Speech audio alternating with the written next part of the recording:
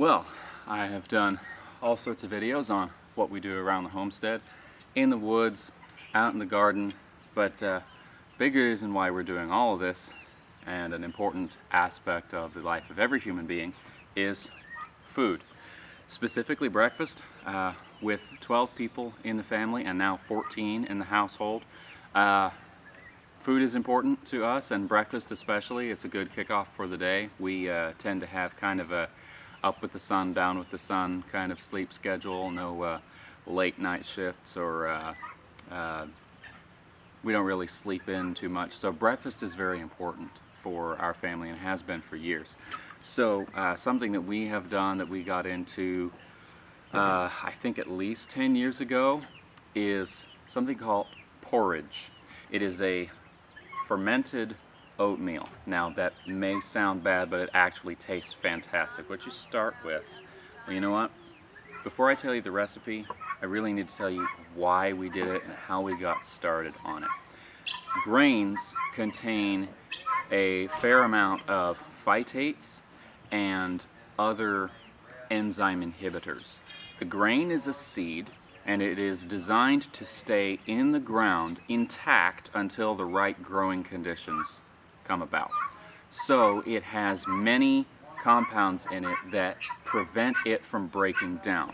Now, breaking down food is what your digestive system does. It's what your stomach does, your intestines, and all of that starts in your mouth, goes all the way until it is no longer in your body anymore. So if we do not do something to neutralize the compounds in these grains, it is much more difficult for the body to get the nutrients it needs. So what we have done is we give it a little bit of help. So that's the purpose of doing this. So we take whole grain oats, preferably whole grain. Quick oats are, they don't taste as good after they're fermented. They also have been partially cooked and partially processed, so the nutritional content is lower. So whole grain oats and an equal amount of water, and then some kefir or whole fat yogurt. Now we make our own kefir. I'll probably do a video on that at some point in the future, but the basic ratio is for 4 servings you want 1 cup of oats, 1 cup of water, and 2 tablespoons of some dairy-based fermented item. We used yogurt for a long time. Kefir is easier for us to make, so we use this instead. So since there are 12, multiply by 3 cups of oats, 3 cups of water, and 6 tablespoons of kefir. So water in the oats, just pour it in, kefir in there, stir it up.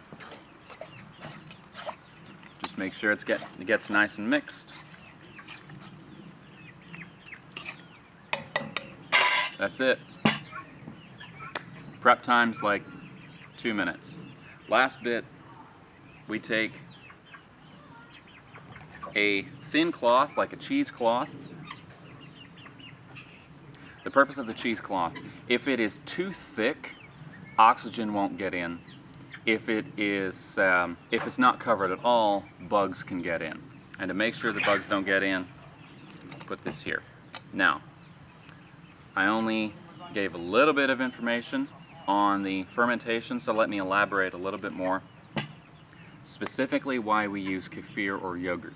Kefir and yogurt contain the essential bacteria Lactobacillus acidophilus. There is also Lactobacillus bulgaricus and several other probiotics. They are bacterial strains that have been found to be necessary for gut health. To put it short, very long story put very short, your digestive system depends as much on beneficial bacteria as it does on other things that your body produces, like digestive acids and gall and bile. You depend on beneficial bacteria for your digestive health. Yogurt and kefir and many other fermented dairy products have those bacteria in high amounts, so we culture that at home and we add this here, and what they will do, they will simulate the bacterial action that would happen when the grain is put into the soil. So we put water in there, because the grain is looking for water and bacterial action and certain minerals available to it. So we simulate that in here, and basically we trick the grain into thinking that it is time to sprout. The bacteria also consumes the gluten and the sugars present in the oats, so it will break those down as well. We found that when some of us were itty bitty, like 2 or 3 years old, if we ate things like bread or just straight up oatmeal, sometimes it would sit heavy. I don't know that we ever had an allergic reaction, but it was difficult to digest. It was not the most pleasant thing. But after we started fermenting it, we had no issues. So this, we do it in the evening. You see the evening light. And we will ferment this until morning. So in winter, it may take about 12 hours because the bacteria is heat sensitive. They are more active as it's hotter, and they get less active as it gets colder. So in winter, it may take about 12 hours, but in the summer, it may take as little as 4 or 6 hours. We just do it before we go to bed, and then cook it in the morning, and we have no issues with it. The texture and the taste of when you cook it is also very different, and we'll talk about that in the morning after we've cooked it. Alright, so we're here in the morning about 10 hours after we finished recording last night for the previous part of the video. So remember, 3 cups of oats, 3 cups of water that we had soaking here. So we have another 3 cups of water boiling, and since this is about 12 servings, we have about 2 teaspoons of salt. Preferably with the 4, let me think here. If you were going with the 4 serving recipe, then you would just do maybe 1/4 to 1/2 teaspoon, kind of to taste. Turn down to medium heat. Medium heat will be different depending on your stove. This mixture is now quite thick, so be careful when you put it in. You don't want it to splash and burn you. Done that many times. General cooking principle: when you have a dirty dish, go ahead and put it with the dirty dishes wherever you have your pile. Put it in the sink, whatever. It keeps it out of your way. Alright. Stir it with anything. You will need stirred occasionally, just to keep it from burning.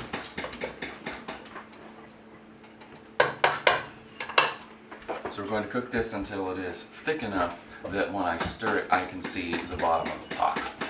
Usually takes about 5 minutes, depending on the consistency of the mixture, which really depends on the temperature, altitude, humidity.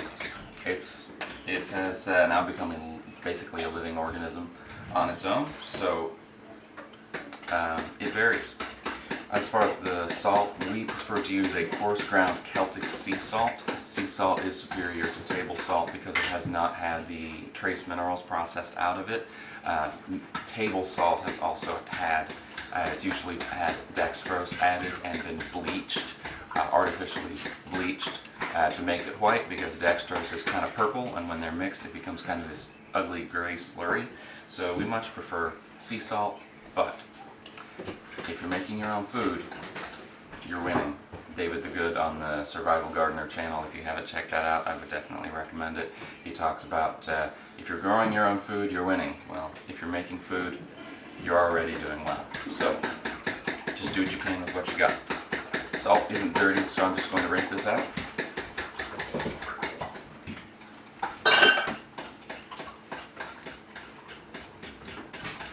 Humanity has a long history of processing grains all across the world for thousands of years in cultures that really had no influence on each other. They've had various ways of processing grains, usually involving some sort of soaking, sprouting, aging.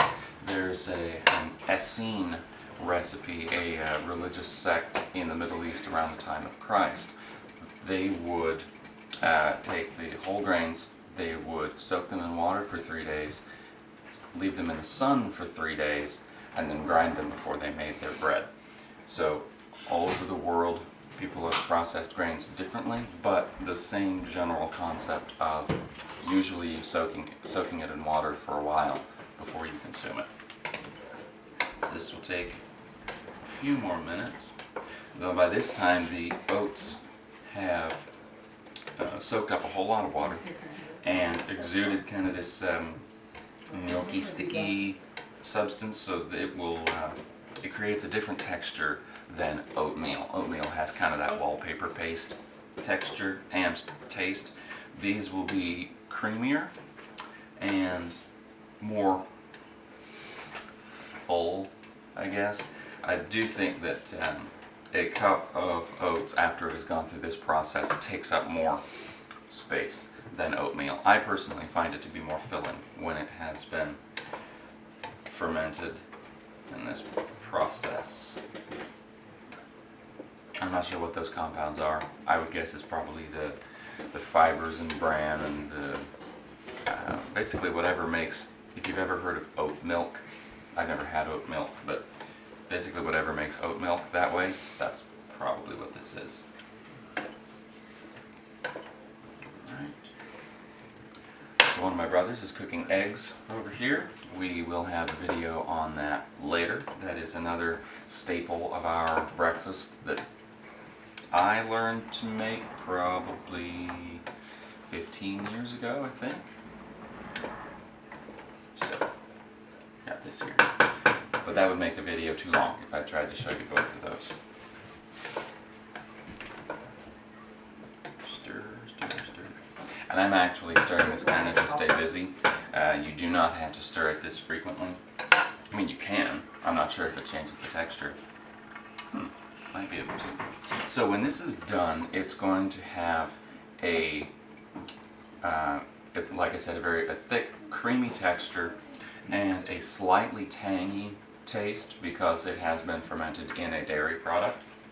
You do not have to use a dairy product in order to ferment it. You can use vinegar or lemon juice in the same proportions, I believe. So if you were to use a four serving recipe, you would use a, let's see, you would use 2 tablespoons of vinegar or lemon juice. It is going to be much more tart, and it will have a slightly different texture and a different consistency, but it will still do the job. This is done. I'm stirring it and I can see the bottom of the pot, so I'll turn this off. Another great thing about porridge, it holds its heat in very well. So you can turn this off and you still have time to season it, bring it out, gather all 14 people, and it will still be hot when you serve it. So that is always nice. A stick of salted butter. If you're using the 4 serving recipe, you only need about 2 or 3 tablespoons of butter. We just round up to a full stick. And this is very versatile for seasoning. You can make it savory, you can make it sweet. Did we have it savory or sweet yesterday? You did savory. Okay, thank you. So we like to alternate savory and sweet. So yesterday we had savory, so today we'll do it sweet. There are all sorts of ways to flavor it for a sweet porridge. I know one gentleman who would do a piece of dark chocolate and then a little bit of peanut butter in his. We're not going to do that today. We have plenty of raisins, so I think those are going to go well in it.